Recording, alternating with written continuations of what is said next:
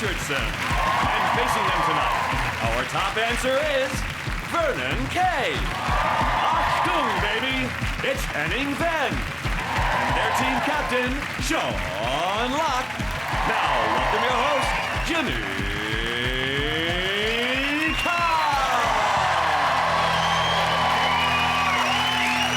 Hello and welcome to 8 out of 10 Cats, a show about opinion polls, surveys and statistics. Did you know, for example, 32% of Britons aged between 25 and 39 live at home with their parents? I guess that can be awkward sometimes. For instance, if you're a grown-up who's currently watching this with your parents, why don't you all just take a moment to imagine each other having sex?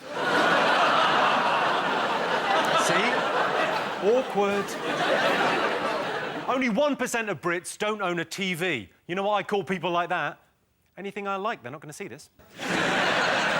And 15% of men have never touched a vacuum cleaner. I've never touched a vacuum cleaner. In fact, I've literally no idea how it got up there. Right, let's get started.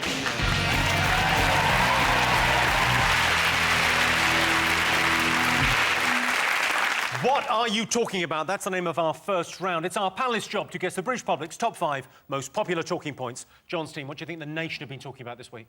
Maybe BBC. It's an extraordinary crisis, isn't it? It's a crazy thing that's happened. It's just got to the point now where it's impossible for them to regain their trust. Like, for that to happen, Stephen Fry would have to cure cancer live on Strictly.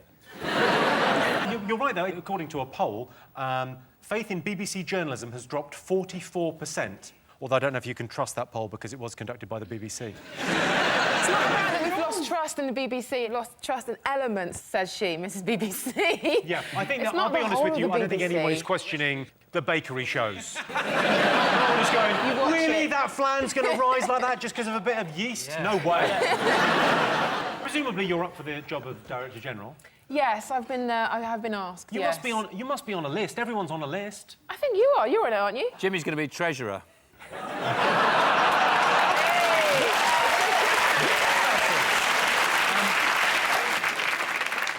Well, I think it's ridiculous, this idea that the BBC have lost trust. If you compare it to, say, News International, when they had phone hacking, they did their own investigation and they completely covered it up for years to the point where it's caused the Leveson inquiry, whereas the BBC made a mistake and they went, yeah, we've made a mistake. So I think this is a little bit of a witch hunt here against the BBC, usually by forces that have other purposes on their mind. Well, what do you think the of the evil Murdoch empire? I don't think the BBC have lost trust. I just think they should sack loads of people who don't do their job properly. Yeah. The BBC, fundamentally, as an institution, still works. I mean, Newsnight, basically, they were doing reports based on what was written on bridges. Like, Gibbo's a nonce. Someone's written, Gibbo's a nonce on a bridge. You go, well, Gibbo must be a nonce then. The thing is that it doesn't help yourself, the BBC, because you turn it on, it's the lead story in the news. I've been listening to 5 Live for the past 2 weeks, and all they talk about is Newsnight. It's like, fellas, put the gun down and step away. The problem is the BBC is the state broadcaster, and in Britain there is such a hefty scepticism towards anything to do with state that the moment there is any shortcomings, everyone just jumps at the opportunity. And so then it is, in a way, Britain is the last bastion of communism in Europe.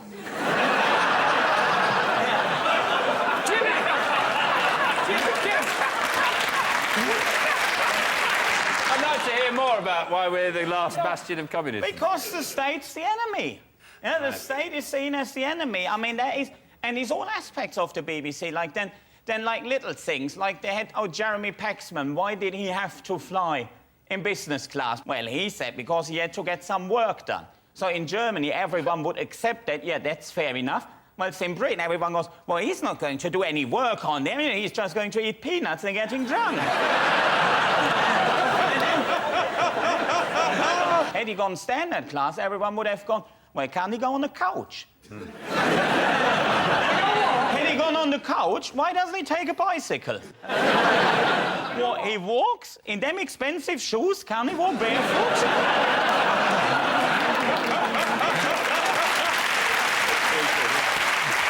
OK, George Entwistle. George Entwistle. So he was in the job 54 days and he was given a full year's salary, £450,000, to leave. David Mellor said he had the leadership qualities of Winnie the Pooh, which I think A man managing Tigger cannot be an easy job. If you've ever been in a meeting with him, I'm very aware of what the wonderful thing about Tiggers are.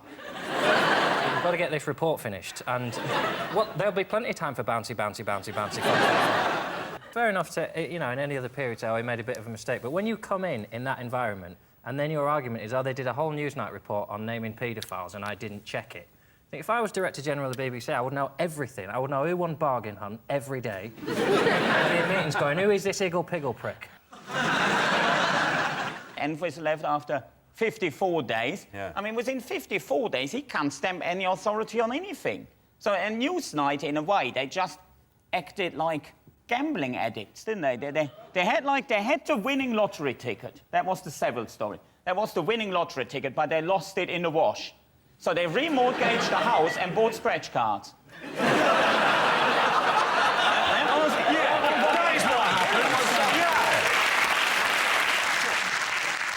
I don't get the difference, right? Well, I do now. I've realised when you resign, you get paid. When I worked at B&Q, I got sacked for building an A-team-style tank out of company materials. And I stupidly stuck around until they gave me my marching orders. I should have resigned. Shot a hole in the wall and fucked off. But I didn't, I just kept building. It's funny, he's touched on something which I really wanted to talk about. Really? Yes, yeah. Yeah, it was where Philip Schofield will be working soon, because I'm really surprised he hasn't had more crap from this, because that bit where he basically handed the Prime Minister a list of names of paedophiles. Not only did he partially start off this witch hunt, he made the Prime Minister look good. Yeah, well, the problem... The Prime Minister looked really together, didn't he? What was the Prime Minister doing on ITV? Where is he on next? Like, Nuts Magazine TV? The worst thing is, I was watching Philip Schofield and I agree with you, I thought he looked ridiculous. Like, oh, I found this in 3 minutes. That's what Philip Schofield did. Imagine what Richard Madeley would have done. He would have been dressed as Jimmy Savile going, I've written a list on my knob.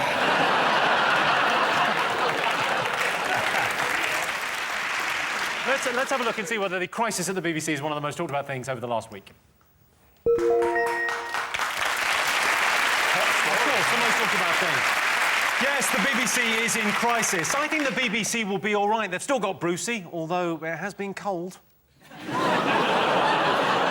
Last Friday, all the top BBC stars did their bit for children in need. Freddie Starr stayed at home and Jimmy Savile remained dead.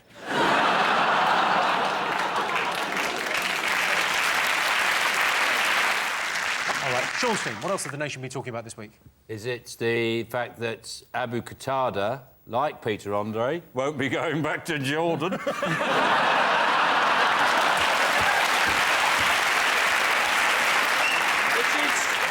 Which is the real tragedy. But that's the real tragedy. When will she find love? But on another matter, yes, we can't get rid of Abu Qatada. We can't... Yeah, it's terrible. You can't push him on a plane, you can't drag him onto a boat. You do what you do with parents and just send them on a coach holiday. They think they're going out for the day and you can send them away forever. Hello, Abu Qatada. You're on Channel 4's coach trip. Can you imagine? Oh, well, this fella turned up early, suspected terrorist. Can't believe it. We put him at the back, he'll be fine, give him some sandwiches and a can of fizzy pop, he'll be all right. Is it true it's going to cost £5 million? £5 million? Well, that's that's a year. That's a whole year to keep him in the country, so well, that's all not right, unreasonable. Yes, £100,000 a week, because apparently he's watched by 60 police officers, and there's cameras and microphones 60? all over his house. 60? 60 police officers. Don't they get in the way of each other? Well, I think they're on... What's he doing, running around like a lunatic? He runs around loads, so it costs more money. Just constantly going, he can't see me now, can't see me now. There we go. Where is he? Where the fuck is he? He's been filmed all the time in his house. Now, technically, we own that footage because we're paying for it. Now, he's going to fall over, he's going to stub his toe. He should have a one-weekly highlight package. Abu's been framed. That's what I'm pitching it as. And he's going to be pretty sexually frustrated, I imagine. If you've got cameras all over your house. Like, week one's just him getting a bit annoyed. Then week two, his showers are getting a little bit longer. Then by week three, he's just looking down the lens going, it's happening now. You watch if you want, but this is going to finish very angrily. Little glimpse there into John's world. Well, I think that Abu Qatada, he gets a lot of unfair press here in the country. Like, it's always described as the nightmare neighbour. How can that man be a nightmare neighbour? I mean, he's not allowed to leave the house. He's not allowed to have visitors. The police is always on the doorstep. He's an absolutely brilliant neighbour. And also, if you've got a parcel coming, you can say, leave it at Abu. Yeah. Guaranteed to always be in. Or someone at the Probably people won't do that for him, though. Yeah, I'll have one of Abu's parcels. OK, let's see if Abu Qatada getting released is one of the most talked about things.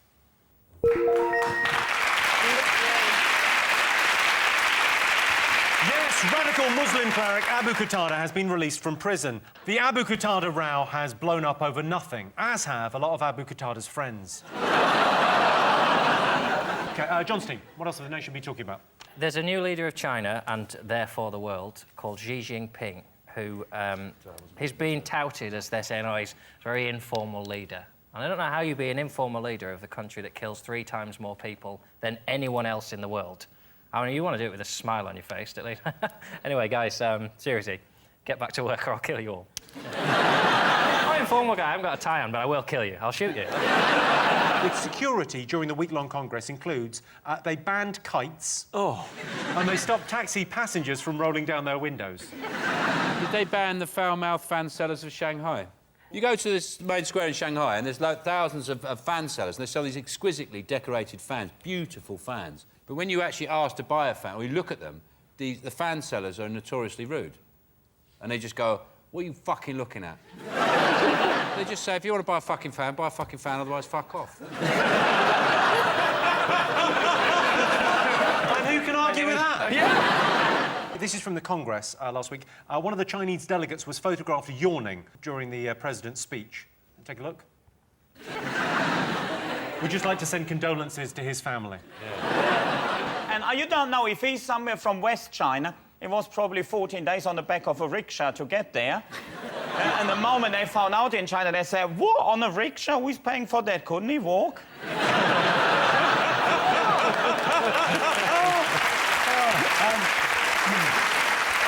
Well, I can tell you it's not in our top 5, but last week China underwent a once-in-a-decade transfer of political power. China has really changed. It no longer has an autocratic, ruthless, militaristic leader called Hu Jintao. It's now governed by an autocratic, ruthless, militaristic leader called Xi Jinping. Sean, Vernon, Henning, what else have the nation been talking about? From a sporting perspective, it's got to be the fantastic Swedish goal scored by Ibrahimovic against England. An overhead kick. It's phenomenal. I thought it was OK. Let's have a look at this incredible goal.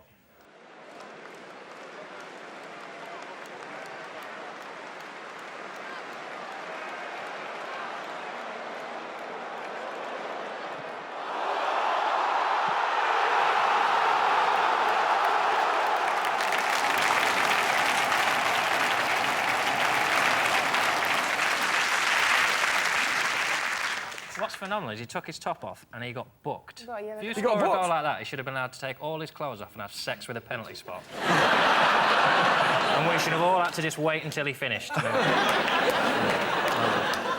Why do you need to take your top off? I agree with the ref. The ref's got no choice. It's FIFA regulations. He The has rules, isn't it? Rule 17. Yes, exactly. And Rules are important, aren't they, Henning? Now, well, let me tell you that the best goal ever will never, ever be scored in a friendly game. Yes, I agree. So show it on the big stage when it matters. What's the favourite German goal? Anyone we've scored in a World Cup final? Their favourite goal is getting hold of Poland. Johnny, what's the thing that you're proudest of? Because I imagine that'll be, for the rest of his life, that'll be the moment he's most proud of. For me, genuinely, Yeah. you really want to know? Yeah. One time I told a builder to fuck off with a quote. One time you... A builder came round with a quote and I just opened the door. I was in the early stages of pissing myself and I went, just fuck off. I didn't even discuss it with him. He came round and went, it's going to be about when just fuck off. I was in the early stages of pissing myself. It's the funniest phrase I've ever heard. Yeah. Why did you open the door then? No, because he went... Polite. Right, I actually thought he might have a good quote and I wouldn't mind pissing myself for the... Good price. I actually squeezed the end of my penis and ran to the toilet.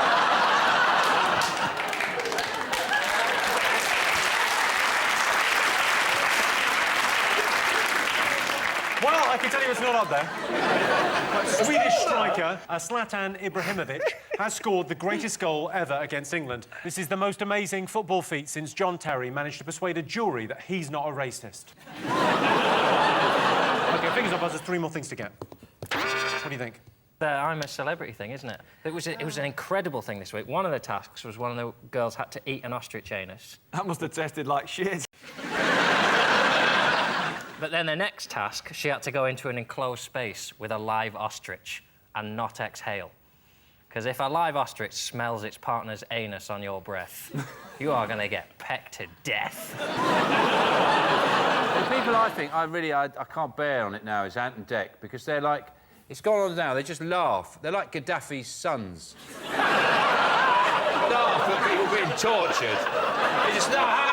You're being tortured, you're being bitten, you have to eat this. Then they have more torture. There's a woman in a coffin having insects crawling all over her face. They're just going, You can't tire of watching people going, It just doesn't get boring. Yeah, but it's all the stuff in between where people sit around going, oh, I miss my family. I don't. They throw things. I mean, you would be incredible on the show if you were ever do. Do they offer it to you? Every year. And every year, I happen to be in a supermarket where I can buy stuff and I don't have to beg for it. You know, when you're doing your shopping, they go, would you like to do a celebrity to get me out of here? Or any of them, and you're going, yeah, but you see, I'm here and I've got 9 Twixes and I don't have to do a task. Well, Lorraine, would you go on? Absolutely no way. I like my personal space, do you know what I mean? I don't want all these people around me all the time, getting on my nerves, having to eat anuses and willies. It's just not my thing. Well, it's a shame.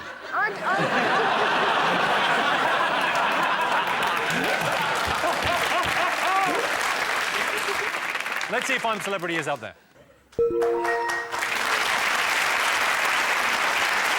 Yes, I'm a Celebrity continues. I'm not saying the celebrities this year are unknown, but they were asked to turn up with a utility bill and 2 other forms of ID. Previous winners include Joe Pasquale, Phil Tufnell, Tony Blackburn and Christopher Biggins. And if you want to see all those winners together, head to the Marlow Theatre in Canterbury for Puss in Boots. OK, fingers on buzzers, 2 more things to get. What do you think? Is it the story about... I didn't even mean this to rhyme. Frankie Dettori. It's a story about Frankie Dettori. Fun time, Frankie. And there's rumours that he will be soon charged for cocaine in the French... some French race meeting. Yes, he's certainly been accused of taking cocaine. Frankie has not admitted taking cocaine as yet. I'm not a big horse racing fan. I don't really like it. As far as I'm concerned, it's just an excuse to give short people jobs. Why don't jockeys ever do panto? It's weird, isn't it? Do you think they had an agreement with the dwarves? They met up in a car park late at night with weapons. They had, like, clubs and knives and spanners. And they went, OK, you don't ride horses, we won't do panto. That's then an agreement. What annoys me about people who get caught doing drugs is loads of people do drugs and they just do drugs, but then when celebrities and special athletes get caught, they describe it as a moment of madness. It wasn't a moment of madness when you decided you wanted some cocaine, you went and bought some cocaine, and then you did the cocaine. I'll show you a moment of madness. If you want to see a moment of madness. That is what a moment of madness looks like. Call that a moment of madness? Go on, then. Go on, then. I don't want to be in the papers for killing you. Moment of madness? Me killing you and trying to eat your hair. Lorraine, what do you think of Frankie Dettori? Do you think it's ever acceptable for sportsmen to take recreational drugs? No, of course not. I know he does it to stay slim. It's not performance enhancing, though, is it? Well, I suppose it is Well, for it a is, jockey. because the horse is going to go faster if you're lighter. Really? If you're lighter, Wehn, I love the way you've explained that because now I know why I was never a jockey. That was the RSPCA, Johnny. Stop that.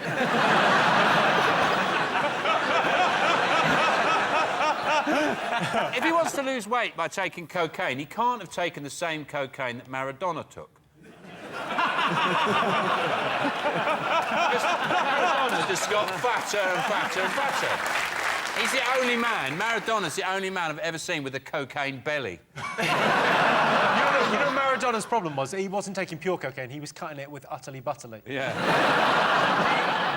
If he'd have cut it with Flora, which is 95% less saturated fat than olive oil, he wouldn't have had that problem. OK, let's see if Frankie Dettori is one of the most talked about things. Yes, jockey Frankie Dettori has failed a drugs test. They first suspected he may have taken cocaine when he won the 320 at Epsom without a horse. OK, one more thing to get, fingers on buzzers. OK, John, what do you think? Well, I imagine it's the news that's rocking teenage boys everywhere, and it's the release of the new Call of Duty computer game. There's a girl at the door. Well, you say teenage boys, but this last year, the games market in the UK was worth £1.92 billion. Queued up overnight like For 4 days, they queued. 4 days. Camping out. Would you ever camp out for 4 days for a What, computer for the game? Yeah.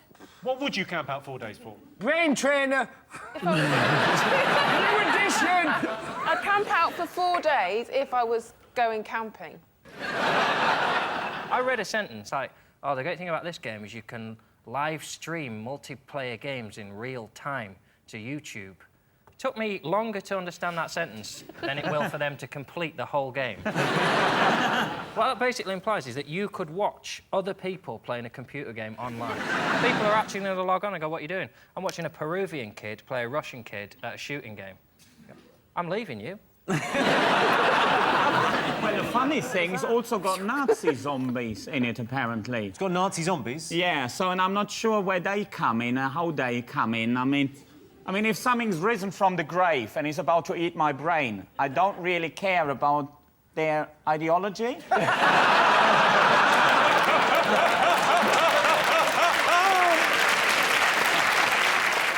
I was playing a Japanese gentleman at FIFA, and he didn't speak any English throughout the whole contest. It was me versus him. He beat me 9-0.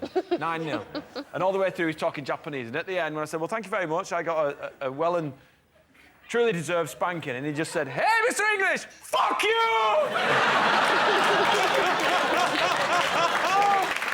Let's have a look and see if it's up there.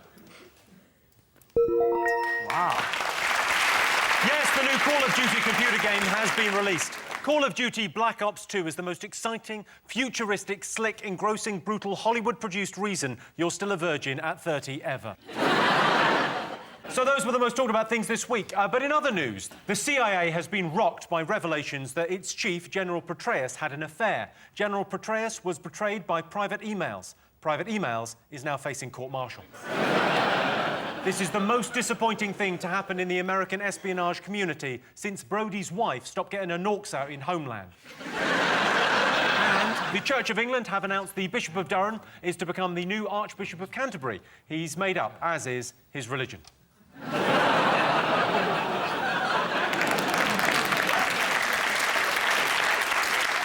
So at the end of that, Sean, Henning and Vernon have 2 points, John, Lorraine and Johnny have 3 points.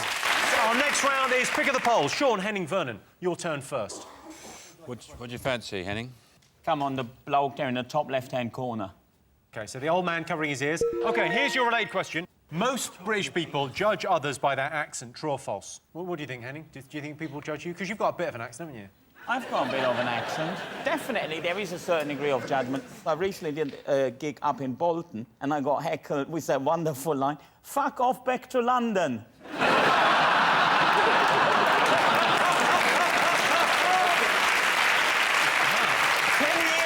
10 years of listening to Chaz and Dave finally paid off. Sean, what do you think? Do you think British people judge others on their accent? Oh, well, I judge people long before they've opened their mouths. So Saves a lot of time, doesn't it? straight in there. Yeah. But I think it's interesting because, yeah, everyone, you know, there's a sort of, what's the word? A contingency in your voice and it moves around. and you can change certain things. But the only really way you know how someone speaks is when they sneeze, and that's the true voice. You can't put on a sneeze. I was walking down the street, and I lived in East London, and there was this old Cockney walking along in front of me, like this. And then he was building up to a sneeze, and he actually went, hey.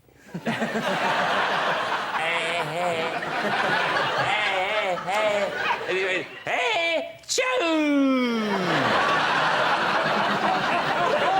I thought, that's a Cockney sneeze. You couldn't put that on. No, you couldn't. That's a natural noise. My wife does a terrible thing. She doesn't give you any warning. She just goes, choo! Well, there's no... Nothing, no warning. Just sitting there, choo! Oh, shit. They've been shot.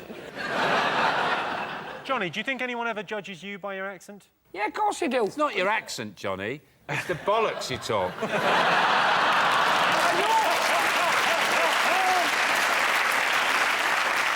I know that I'm judged by my accent because there's certain letters, there's certain vowels that I miss out.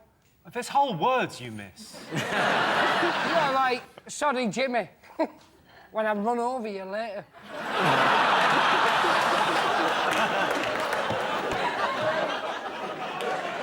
John, 81% of people admit changing their voice depending on who they're talking to. Do you do that?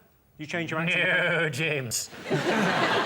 I acquire accents quite quickly. And if I do gigs, if I go to a town, I instantly start thinking in the voice of where I am. Does that not sound like you're taking the piss, though? Exactly. If I've been doing gigs in Newcastle and you sort of go to a club after and you go, oh, cheers, mate, and you say, oh, fuck.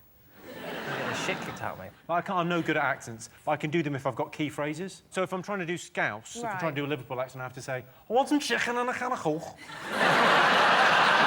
Hey, that's not bad, that. Before I can start. And I can do Belfast, but only if I say, Ginger and Community. All right, so what do you think? Let's get some answers on this. Most Brits judge people by their accent. True or false? What do you think, Sean? True. You're going to go true? What are you going to say, John? True. I can tell you the answer is false. Only 25% of Brits say they judge people by their accents. Rubbish. Over generations, our accents become hardwired into our brains. For example, Chinese people find it difficult to pronounce R's, Germans struggle with W's, and girls from Essex find it almost impossible to say no.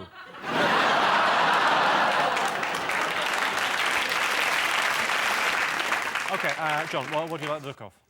Should you have the garçon, the waiter? The waiter, OK, you've gone for the waiter. We asked our studio audience, what do you prefer, home cooking or fancy restaurants? It's got to be home cooking. It's got to be home It's got to cooking? be home cooking, otherwise I'm out of a job. How many of the recipes that you've cooked on telly do you think people have done at home?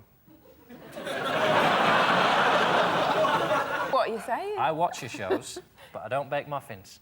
That's all I'm saying. I've done one of Hello. these. No, look. I'm leaping in here. Lots of people cook. He cooks my recipes. I cook my recipes. Yeah. I've made recipes. What does that And say? they're lovely. I mean, the thing is, I don't think it's about fancy restaurants anymore, is it? People don't really like fancy restaurants. They want some, like, nice home cooking or just like a steakhouse or something. OK, well, John, how do you cook at home? How do you prepare a meal? Oh, you spend your afternoon with a little bottle of wine doing your prep, don't you? You get it all in your little bowls and your jars. Do you really? You spend the whole day cooking it? Absolutely. And don't have people around either, they'll ruin it. Pesto. I make the best pesto going. I should have it in jars in restaurants. No, he was very proud. He told me about his pesto he cooked, and he's very proud of his pesto. Give a man a fish, he'll eat for a day. Teach a man to make pesto, he'll end up with a massive company. Some people call a fancied restaurant the difference. For some people, like, you know, who eat at KFC, going to Nando's is like, ooh. Nando's is basically KFC for people who can use a knife and fork, isn't it? Well, we asked our audience, what do you prefer, home cooking or fancy restaurants? What are you going to go for, John? What would you Home cooking. Home cooking. You think home cooking, and and Sean, you're going to go for restaurants, He right? doesn't Yeah, agree. we go restaurants. Yeah, Remy, restaurants. OK, well, I can tell you, 64% of our studio audience preferred home cooking to restaurants. I still like my roast chicken exactly the way my mum served it, in a furious silence after a huge argument with my dad. So at the end of that round, it's 3 points to Sean's team, 4 points for John's team. And the winner is the name of our final round. And here is your question. Worst thing about guests staying overnight? The worst thing about guests staying overnight is with me that in the morning they expect this big fry-up, right? They want bacon, eggs, the whole works, because they just think I'm going to cook all the time. But for me, I'm like, shreddies, milk, then sling it. Do you know what I mean? That's what I'm going to get. It's when you wake up at breakfast and they're in the kitchen already and you think, who let you out? I bolted that.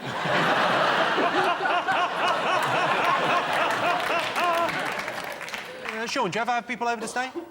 Oh, God, I love it. Guests. My house is just open house. It's just... I have constantly at least 4 pianists staying in my house just to keep the... It's like New Orleans. It's great. It's just... I'm just cooking and people... Yeah, I do. I like having people around. Trouble is, it's persuading them to stay. But you are always exhausted after, aren't you? Yeah. Because, I mean, whenever I've got guests over, there is that degree of exhaustion because you feel that degree of responsibility. Also, you're not sure in your own house. You've lost track of what is considered tidy and what is not tidy. You think, yeah, well, there might be a broken window, but as long as the pigeons don't fly in, that's all right. Yeah, John, do you ever have people stay over? Sometimes, yeah. I mean, well, the worst thing is knowing that you're looking after them better than they look after you. You've got to have to give them clean bedding, and I'll put a bed out, and I'll cook them breakfast. And then you go around their house, and they open up some cupboard and pull out this sticky, horrible sleeping bag that they've had for 15 years. And every rank mate they've ever had's come round, yeah? We just seal them up in this at night so they're sweating their feet really must have. And then they just pull it out for you, and they go, why don't we just share bathwater and, you know, not flush the toilet either. And then when they come around mine, I do them a little duvet and a little... put the bed out and a clean pillow, and then just sometimes I think, oh, sod off. Didn't bother coming round, and then they leave, and I think, oh, actually, I wish they'd stayed. I mean, I imagine, Johnny, you're pretty much a perfect house guest. No, my worst thing, people... I can say he really is. My worst thing about people staying over is pointing out that your house is not a house, it's an abandoned school, and you're a squatter. Johnny's family were on Family Fortune, and they won a jacuzzi. So I would imagine that if you're a guest at Johnny's house, you can nip next door. My brother won a jacuzzi, but he's still living with my mum and dad. Oh, really? So it wasn't a big bonus. Have they plumbed it in yet? Have they plumbed it No, in? he sold it. He sold it. He sold it. And he bought loads of cider. The thing is, the dimensions of the jacuzzi were exactly the same as Johnny's brother's backyard. So It wasn't his backyard, it was his parents. And you gave him a jacuzzi. What more tells a man that he's going nowhere? So we had to sell it. And when we sold it and he got the money, he got really drunk. He had 2 fights in the park. And he bought me a fucking kite, which meant I couldn't vote in the Chinese elections. He genuinely did. He bought me a kite. I've never had a headache on exactly half of my head before.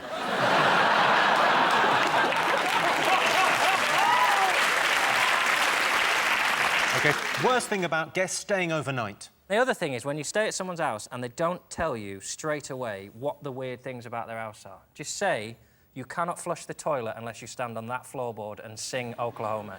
Because otherwise you're in there at 3 o'clock in the morning still trying... And you know they can hear you. They heard you the first time when it didn't quite flush. They didn't come out, they just left you in there all night, pulling the thing, and I had to wait a little bit longer, but now it's empty again. I've got to stand in here for 20 more frigging minutes trying to flush this piss away when I had an half-an-hour debate whether it was ruder to leave the piss in but not wake them up with a flush, and now I've pulled the flush. You asked the fucking question. Because you're quite fastidious. I imagine you don't like people using your stuff. I don't mind them when I give them stuff. Don't help yourself to stuff. I mean, make yourself at home, that's a cliche, isn't it? You say it, but you don't mean it. Like, if you say make yourself at home and someone starts making themselves a cup of tea, you think, well, what are you doing?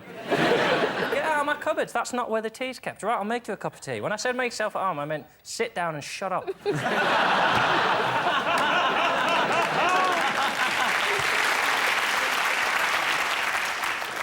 Is it the mess?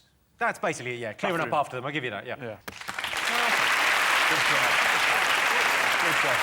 Yes, the worst thing about having guests staying over is cleaning up after them. Everyone's welcome at my house as long as they take their shoes off at the front door and then put them straight back on and fuck off.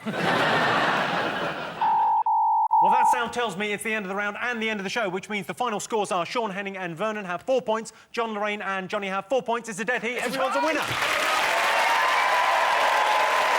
Thanks to all our panellists, our wonderful studio audience, and to all of you for watching at home. That's it from us. Good night.